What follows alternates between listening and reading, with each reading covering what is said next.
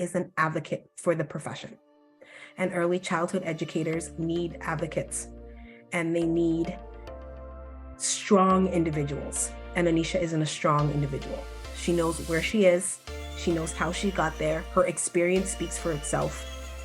Her being able to provide guidance from the beginning, straight through administration, to be able to step out and invite you to have your own business, to even have that thought that an early childhood educator could be an entrepreneur, is an amazing asset.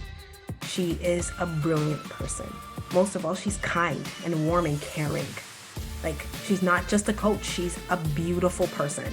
And I think that is something that we need more of, especially in our industry.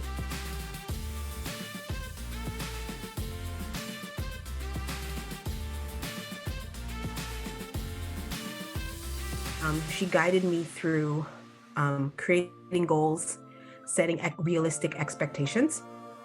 Also, she worked on imposter syndrome, and she promoted advocacy for the early childhood educator that's turning into an entrepreneur.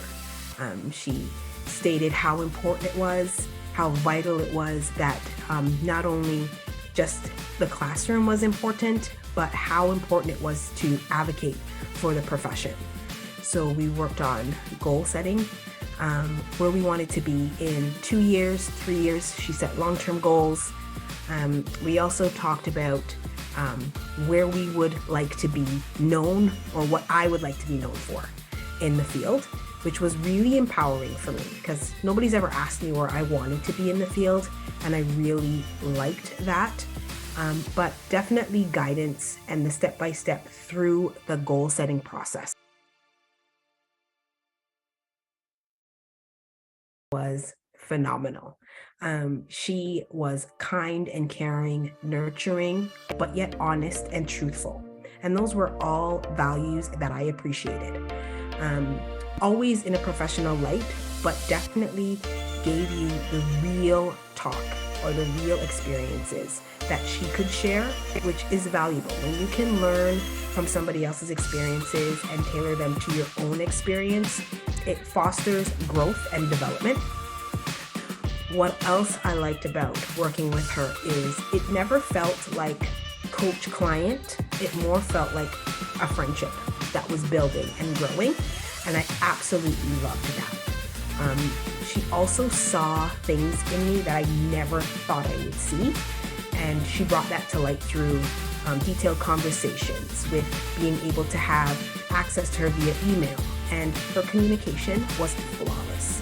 If there was something she didn't know, she always took the time to find out an answer or work through it with you. It was just a great partnership.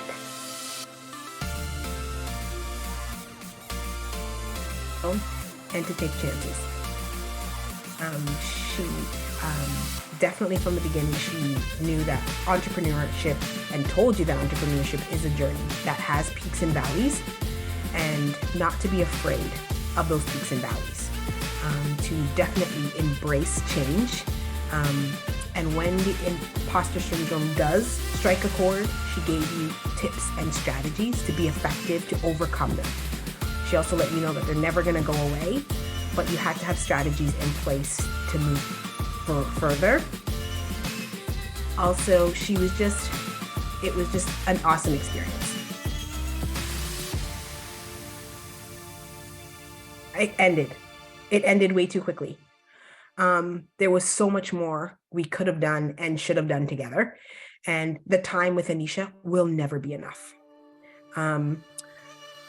What you take from Anisha is that she plants the seed for you to keep growing. And I think that's what I loved the most. It will never be enough, Anisha. Like, she just brings light. And when I was done, I was like, oh, my light is done.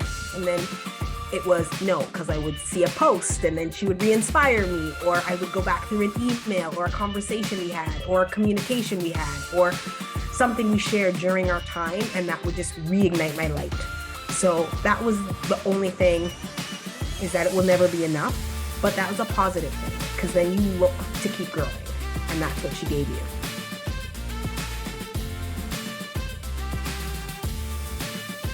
open and honest. And it's like being with a good friend, but that's going to tell you the honest truth. She's going to promote you, and she's going to provide guidance, but all in a professional manner. And I know there, some people would say that coaches have to be tough and they have to. She wasn't tough. I would say she was firm and professional, as in, okay, we need to make these goals a reality. And that's as firm as Anisha got, right? She was just so positive and just so, I'm pushing you a little bit more because I want you to succeed. And it was always her rhetoric. It was never, I'm pushing you because if I don't, nobody else will. It was, I'm pushing you because what I see you can't see yet. And what I see, we're gonna get to. So let's work together and build this bond, and let's push a little bit, even through your uncomfortable situations. So her coaching style was more of that open, friendship, honest, reflective. She wanted you to be growing from her coaching experience.